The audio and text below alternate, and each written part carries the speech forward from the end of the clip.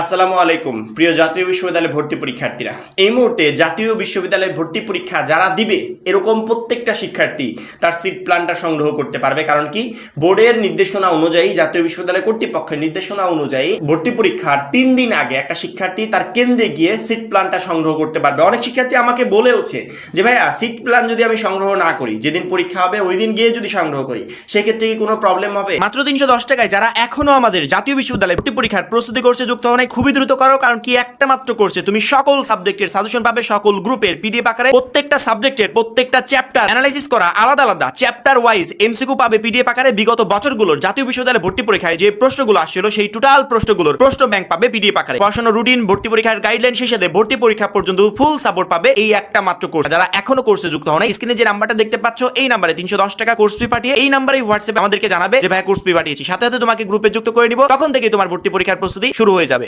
আরে বোকা, seat plan তোমার হচ্ছে এটা তোমার কাজে লাগবে, এটা বোর্ডের কোনো কাজে লাগবে না। তো তুমি গিয়ে যদি না সংগ্রহ করো, এখানে জাতীয় বিশ্ববিদ্যালয়ের কর্তৃপক্ষের কোনো কিছু যায় আসবে না, প্রবলেমে পড়বে তুমি।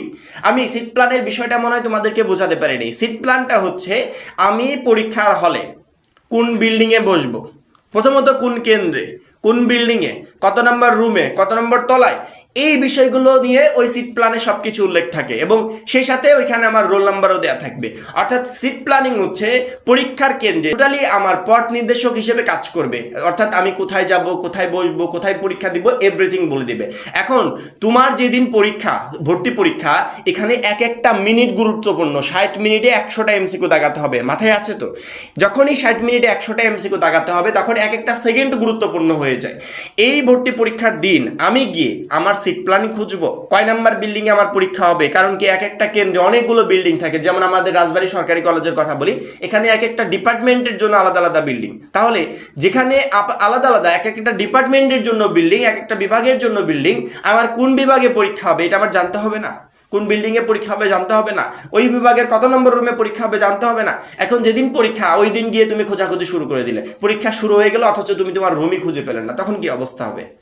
এই জন্য তোমাকে জাতীয় বিশ্ববিদ্যালয় কর্তৃপক্ষ বলছে যে মিনিমাম 3 দিন আগে তুমি গিয়ে এই সিট প্ল্যানিংটা সংগ্রহ করো। এটা তো তোমার জন্য, এটা তাদের কোনো কাজে লাগবে না। তো তুমি সংগ্রহ করলে তোমার উপকার হবে। কারণ কি, তুমি যদি 3 দিন আগে, 2 দিন আগে, 1 দিন আগে এই সিট প্ল্যানটা যদি কেন্দ্রে গিয়ে সংগ্রহ করো, সেক্ষেত্রে যেদিন পরীক্ষা হবে ওই দিন গিয়ে পরীক্ষার হলে কোনো কিছু খুঁজতে হবে না, সরাসরি তোমার যেখানে পরীক্ষা তুমি ওইখানে চলে যাবে।